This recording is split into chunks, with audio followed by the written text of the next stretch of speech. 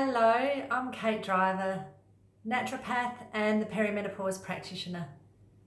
And today I wanted to talk about brain fog. Are you walking into a room and forgetting why you're going into that room in the first place? Are you feeling like you've got cotton wool stuffed in your head, or feeling like you just can't focus on what people are saying or what you're reading?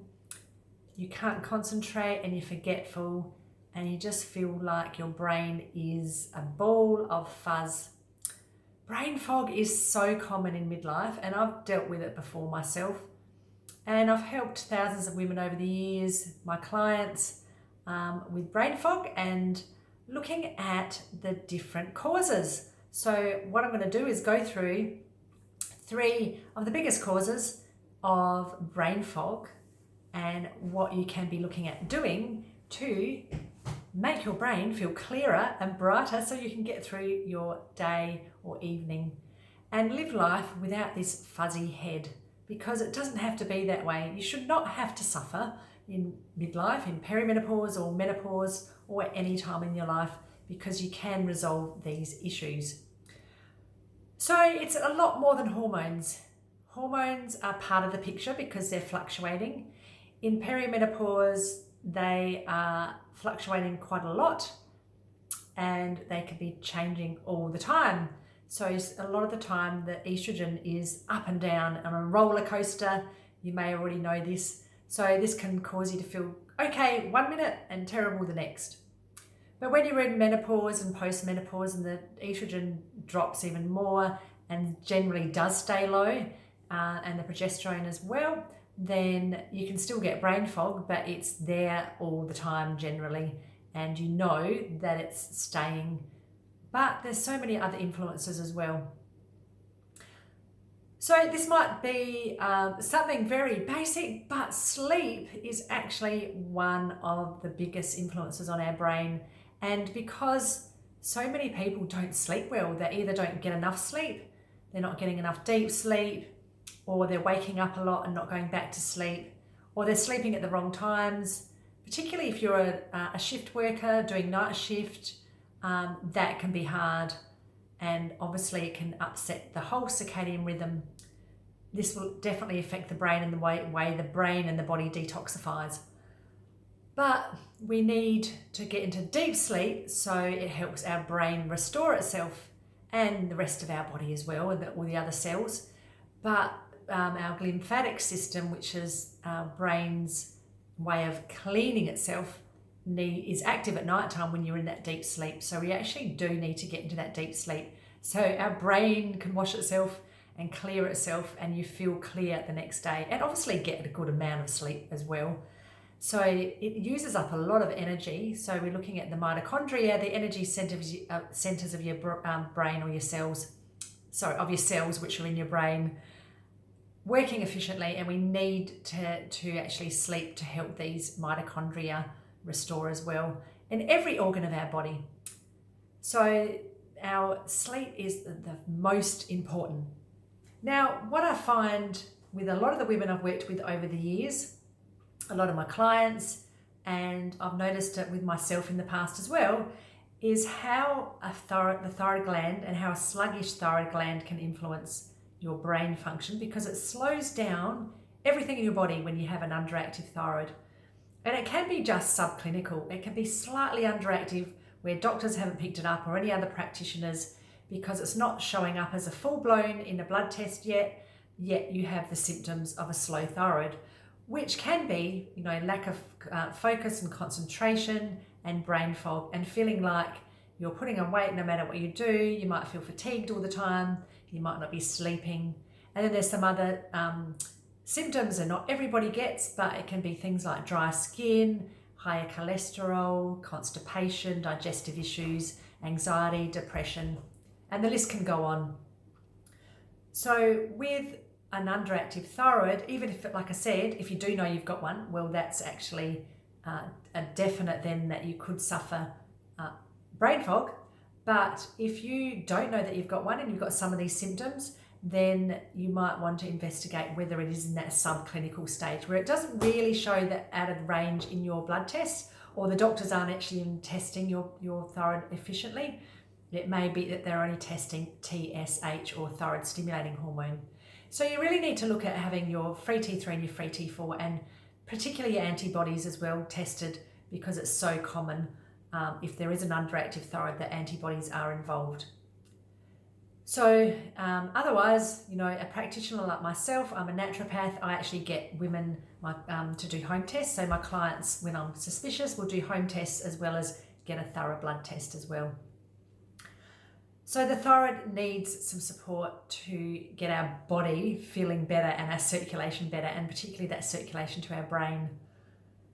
So another tip or reason why our brain fog might be there is because our brain might be just generally inflamed, and there's a huge gut-brain connection. So the inflammation generally can be coming from the gut. So if you have leaky gut or intestinal permeability, or you might be suspicious about it, or if you've got a very processed inflammatory diet, lots of processed foods, sugar, alcohol, coffee, in seed oils, those inflammatory oils, then this can cause a lot of gut inflammation, potentially leaky gut, or even things like parasites or candida can cause leaky gut, too much antibiotic use. Then this gut-brain connection is very strong. It can lead to an inflamed brain as well. So we need to look after our gut health to actually have a healthy brain, and that includes eating well. And the last thing I just wanted to mention, even though I wanted to just give 3 tips or 3 reasons, is that estrogen definitely has a role, even though, like I said at the beginning, it's not just your hormones, everything plays together. And we have other hormones such as insulin and glucose, and our thyroid hormones and our adrenal hormones that all play together and actually help regulate our body. But if our estrogen is an issue and it's been fluctuating in perimenopause, then this will actually definitely cause some brain fog sometimes and some symptoms sometimes, and then it will go away, then it will come back, because your estrogen in perimenopause is on a roller coaster.